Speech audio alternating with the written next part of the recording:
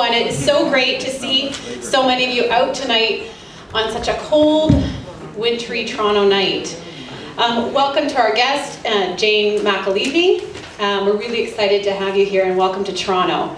Welcome to people who have traveled from afar. I know a few familiar faces in the crowd who have made a special effort to be here tonight and travel to do that, so welcome. Tonight is a discussion with Sam Gindin and author and labor organizer Jane McAlevey. Following the discussion with Sam and Jane, we'll invite you to participate with questions and comments of your own. Jane McAlevey is the author of Raising Expectations and Raising Hell, My Decade Working for the Labor Movement.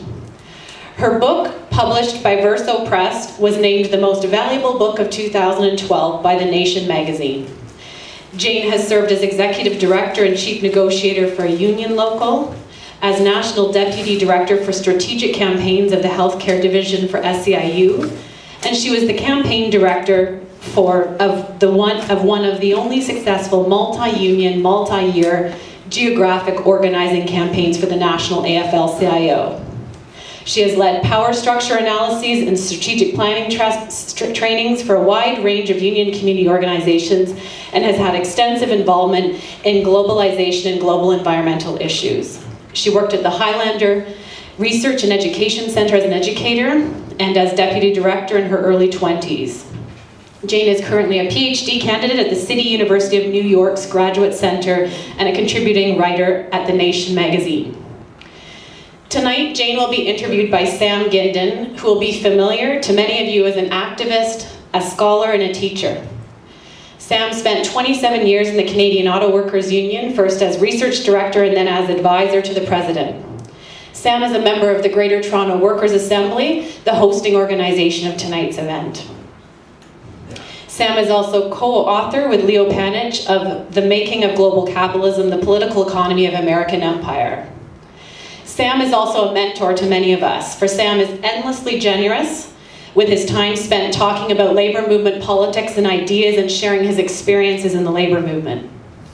Sam's unwavering belief that left political alternatives are possible, that change within unions is possible, that building worker power is possible, is a constant source of inspiration to those of us like me who are younger in the movement and quick to get frustrated or to become disillusioned from time to time. This is something that I think that Sam and Jane have in common, their belief in the potential power of workers.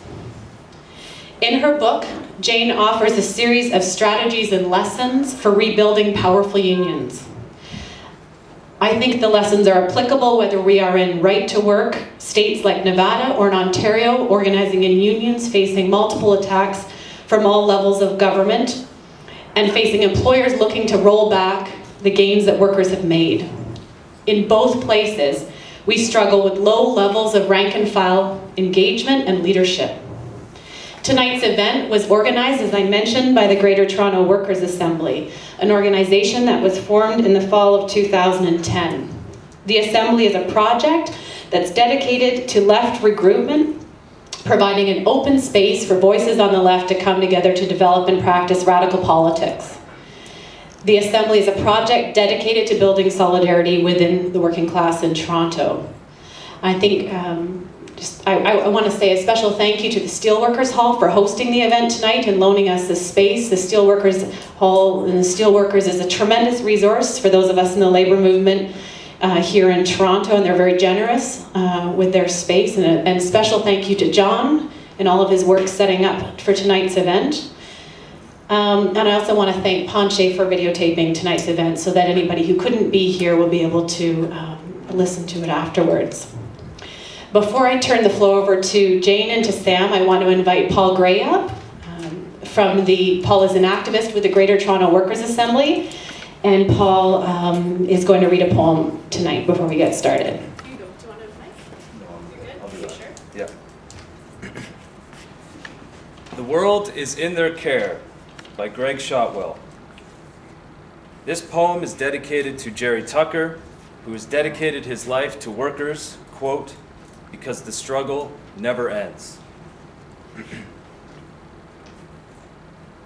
Bless the laborers who rise before dawn, Bless the short order cook who greets them. Bless the carpenter, the roofer, the wireman. We are distraught and homeless without them. Bless the fitter of pipes, the maker of barrels, the sweeper of chimneys. Bless the ironworker, the steeplejack, those builders of bridges whose reach exceeds our grasp. Bless the makers of tools, to whom all workers are grateful. Bless the tinsmith's pandemonic racket, the painter's tinctured grin, the fire in the heart of the mason. Bless the reverence of the logger who hears the tree fall deep in the forest of our collective memory. Bless the flame in the eye of the welder. Bless the high-beam trance of the long-haul trucker and the stevedore, without whom the goods would never arrive. Bless the ambulance driver who never panics. Bless the garrulous cabbie who knows the score and beats the light. Bless the midwife, the tutor, the subway busker who honor our transitions. Bless the florist in times of romance and gratitude and death. Bless the veterinarian who rescued the animal you loved, honored, and respected. Bless the nurse who volunteers for overtime in intensive care. Bless the operator who answered the suicide hotline and listened with compassion and regard. Bless the fingers and hands, arms and shoulders, back and buttocks, legs and ankles and feet of the masseuse. Bless the patience of the orderly, walking arm in arm with a victim of Alzheimer's, who wanders an endless maze of unfamiliar halls where doors lack handles and windows without views reflect faces without names.